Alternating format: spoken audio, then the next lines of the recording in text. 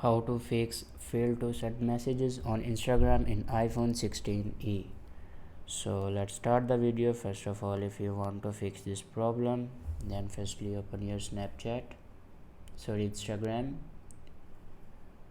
and if your message cannot send, then firstly if you want to send this message, this one, then simply click on this arrow icon and then click on reply to, and then click on write message hi. If your message cannot send, then simply click on this account, then firstly follow this account and then go and send this message and your message will send. I hope this video is helpful for you. Thanks for watching.